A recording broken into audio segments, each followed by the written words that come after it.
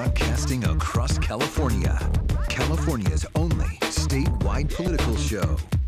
You're watching The Issue Is. And welcome to The Issue Is. I'm Elex Michelson, and this week's guest literally needs no introduction. He is one of the most famous people in the entire country. Dr. Anthony Fauci is the White House's chief medical officer. Dr. Fauci, welcome back to The Issue Is. Thank you, Alex. Good to be with you. All right, let's begin with a conversation about where California is at right now. The Golden State has been more cautious than many other states. First to lock down, still has a mask mandate as compared to other states like Texas, Florida that are a lot more laxed. Now that we've seen some real results for the last several weeks, how do you assess California's approach and the decision by California's leaders? You know, the decision to just continue to implement public health measures is a good one. And the reason I say that is that if you look at the country as a whole, we had a very large spike in the winter months, December, January, and into February. And then it started to come down rather sharply. But what's happened right now, it's plateaued at an unacceptably high level. And over the last maybe 2 to 3 weeks, it's inched up. And when I say it, I mean the daily cases have gone from 30 to 40 to 50, and now most recently over 60,000 a day.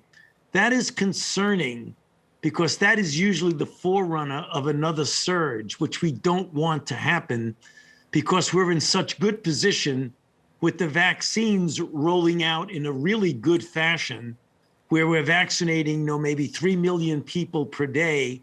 And every day that goes by, we get closer and closer to better control. So we get concerned when, understandably, states want to cut loose, they want to get back to normal, and they pull back a lot on the restrictions, and that just leads to this danger of rebounding. But California right now is reopening in a pretty significant way. At the same time, we are seeing those case surges in other parts of the country. We haven't seen that yet here in California, and we're learning about all these new variants. Should California maybe pause its reopening right now? Is it too much too soon? Well, I think they need to be flexible and determine if you start to see a tick up to just pull back a bit. I mean, one of the things that's so important is to make sure that people continue to wear masks, as you see in this shot on the screen right now. The issue of restaurants and bars and things, that can be problematic if people start congregating indoors a bit too much, and then you could get the concern that I'm talking about. This week we had news that Johnson & Johnson had to essentially toss out 15 million doses of the vaccine because of human error at an American plant. How does that happen? And what does that do to our timetable for vaccinations in this country? Well, Alex, you answered your own question. It happened because it's human error. Yeah. And those things do happen.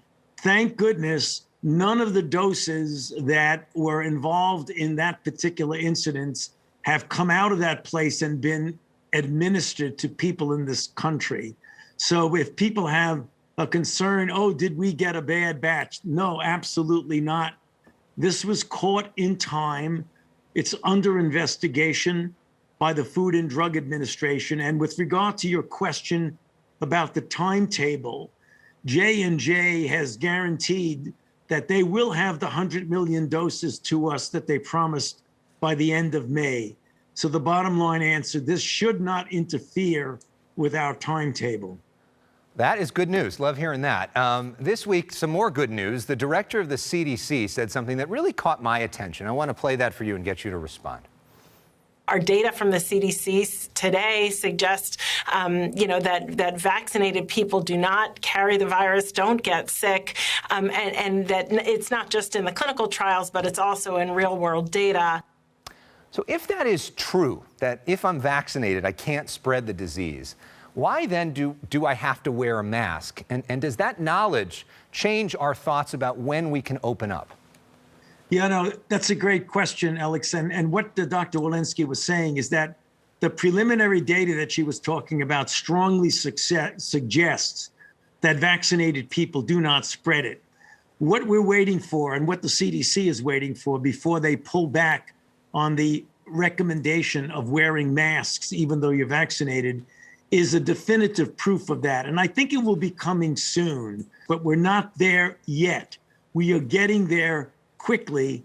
And there are a number of studies that are going on right now that are going to nail that down. When you say soon, what does that mean? A few weeks, a few months? What are we looking at here in terms of? Yeah, it's a good question, Alex, and I can't give you a definitive answer. I know there's one big study on college campuses that started a few days ago that my institute is funding.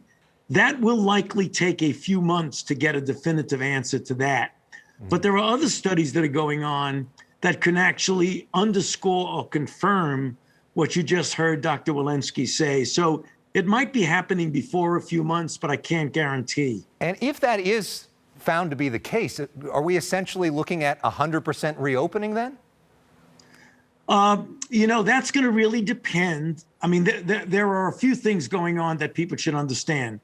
There's the level of vaccination. I mean, if you get the overwhelming proportion of the population vaccinated, that almost certainly is going to be associated with a marked diminution in the level of infection in the community, namely the number of new infections per day. I think you're going to see both of those things happening simultaneously. People being vaccinated and the level going down to a very, very low level.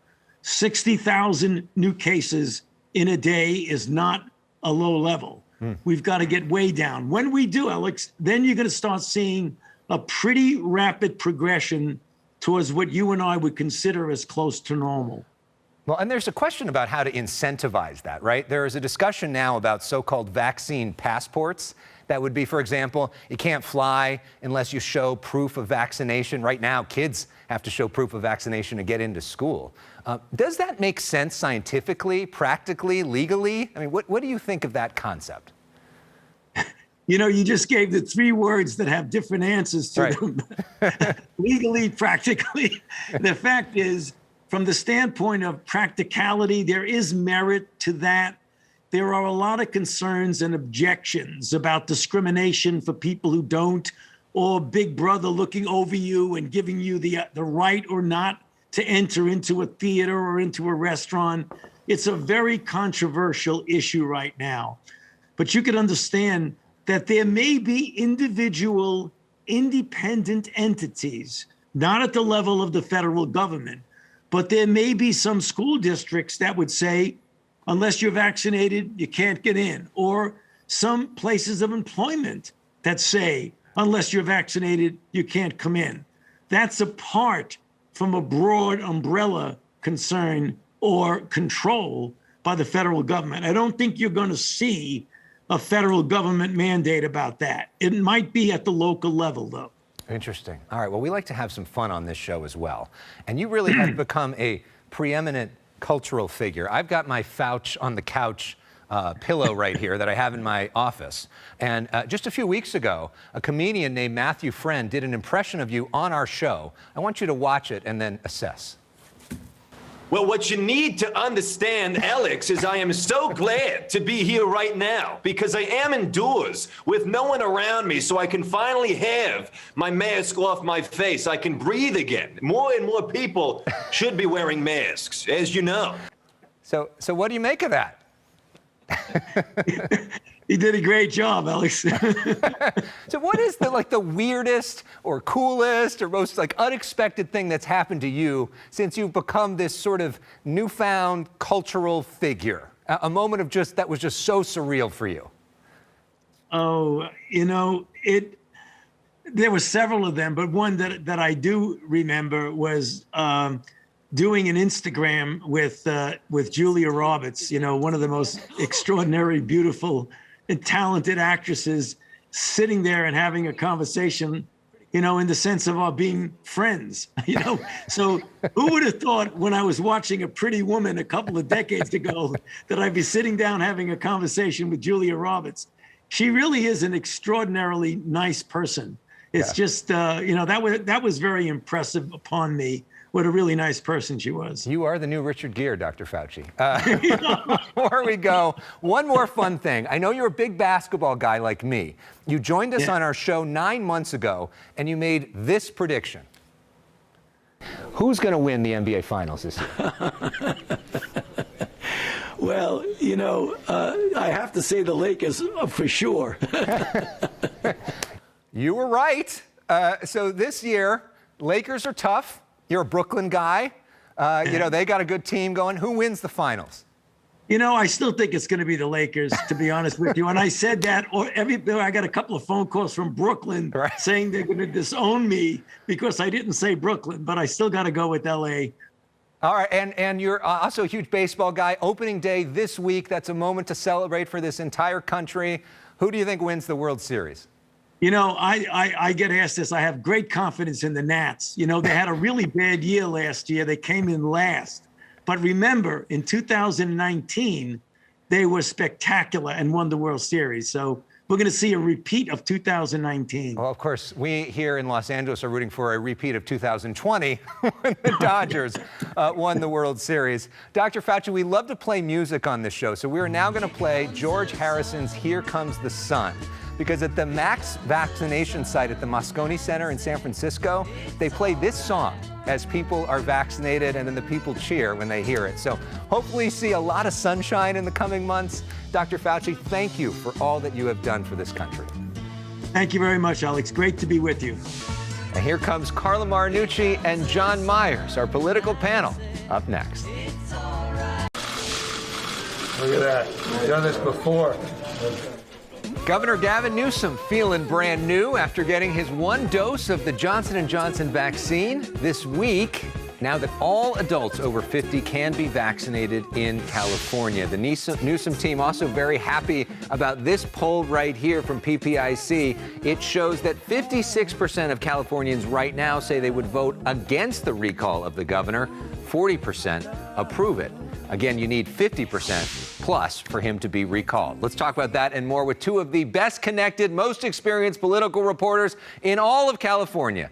Carla Marinucci is back. She is the senior writer of the California Politico Playbook, which you should subscribe to and read every day for free.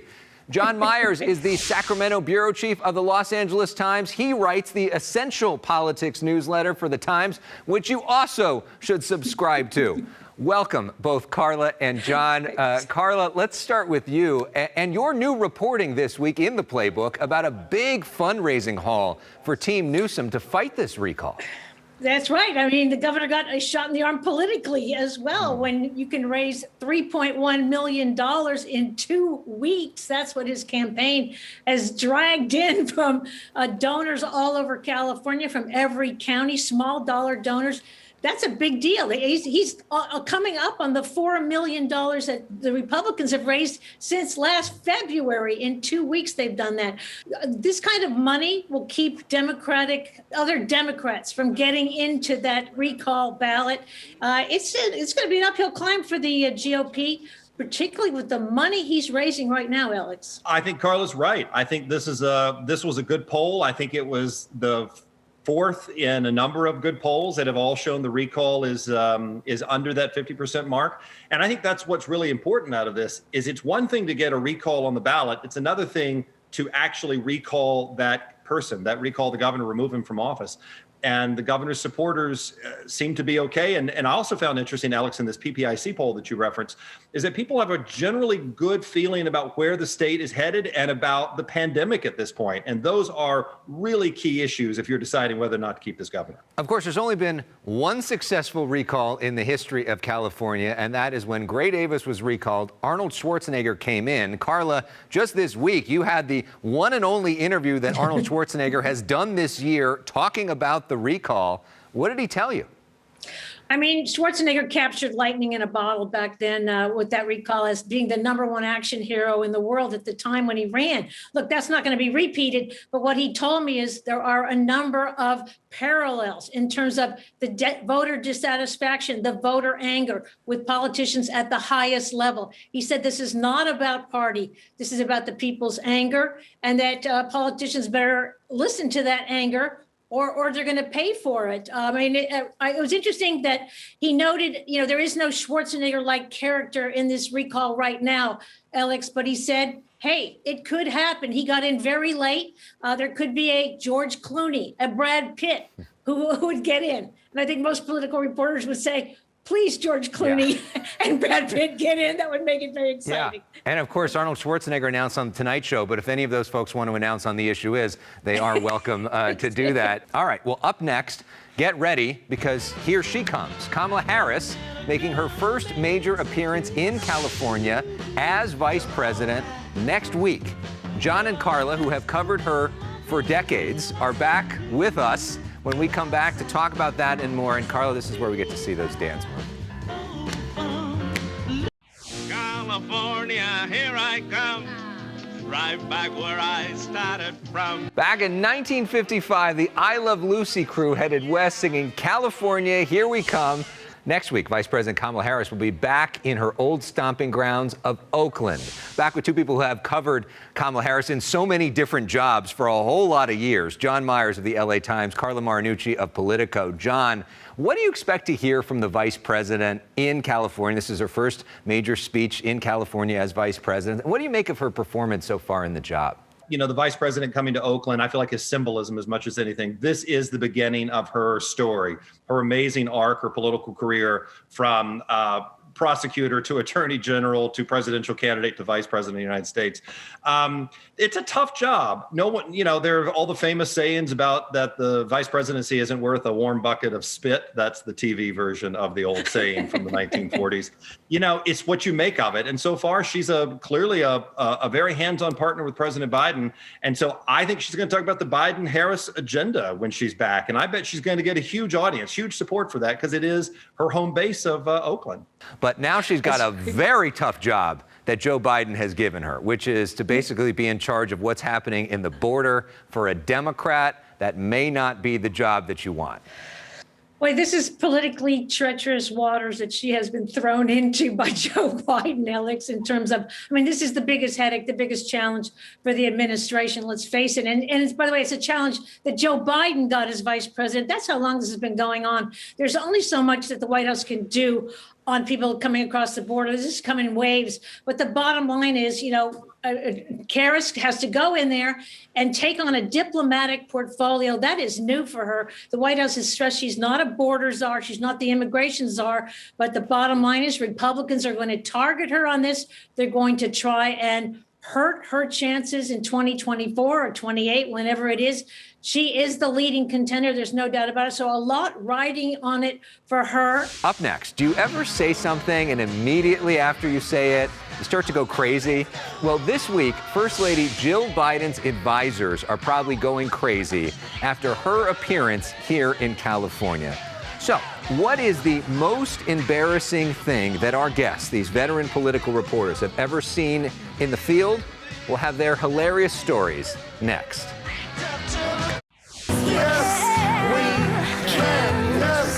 In 2008, Will.i.am went viral for this song about one of Barack Obama's most famous slogans, Yes, we can. In Spanish, of course, that's Si se puede, which was often chanted at Obama-Biden events. Well, this week, First Lady Jill Biden was in Central California to honor Cesar Chavez's birthday. And when it comes to proper Spanish pronunciation, apparently, no, she can't. So say it with me. Si se puede. It is funny every single time I hear it. So, how does that happen? Back with us is Carla Marinucci from Politico and John Myers of the LA Times. We all make mistakes. God knows I've pronounced things wrong over the years as well. John, I'm wondering, you've spent so many years reporting in the field and seen a lot of crazy things over the years. What is the most embarrassing moment that you've witnessed in politics over the years? Well, the winner for me, at least in this category, is going to be me doing an interview with Bill Simon, who was the Republican candidate for governor in 2002. I don't know who it was embarrassing for, Alex, but I'll let you decide when I tell it. It was 2003. He lost the 2002 gubernatorial race horribly to Gray Davis. I asked him at a state Republican Party convention. I was interviewing. I was in radio then, had my microphone. And I said, what do you say to Republicans who think you brought the ticket down this past fall? And as I asked him that question, we were walking by the men's room in the hotel. He took a left turn, walked into the men's room, left me standing there with his wife and the microphone in my hand. I waited outside the door, and then I continued the question when he came back. I decided not to follow him in. Oh, you didn't follow him in. Well, maybe that was a metaphor for the way that things were going for him politically, walking into the bathroom. That's quite something. Thanks for that image, John. Carla, what about you? Mine involves Schwarzenegger. I was pushing for a big interview with him from Paris. He was at an international conference. The call came in at 5 a.m. I answered it excitedly, and I realized it was a FaceTime call. I had no makeup on. I looked like the Bride of Frankenstein with a fuzzy pig robe on. And I heard silence. And then the trademark voice that said, "Carla, you look so becoming." that was Oh, man. mine. One time when I was interviewing Senator Dianne Feinstein, I was so nervous because we were supposed to do it outside and they moved it inside right away. And I had all this long underwear on in Washington and was sweating so badly that she pulled me into a second office to wipe me down. Let me get you some Kleenex. Hold on a second. Okay. Well, here, give this to me, please. Yeah. Oh, gee, this is good. Okay. I was like, she said, "You'll never forget this." And I said, "Nope, never will." Now, before we go for this week, a quick programming note. Next week, we got quite the panel here on The Issue Is. Progressive attorney Gloria Allred will be with us, former White House Communications Director Anthony Scaramucci, and conservative commentator Alicia Krause of The Daily Wire. That will be a conversation you will not see anywhere else. One last thing, guys, as we go, in the honor of The Daily Show with Jon Stewart, which used to end episodes with its moment of Zen every week. There's no doubt what our moment of Zen is this week. So, Director Francis, can you play it? Yes, you can. So say it with me. Si se puede.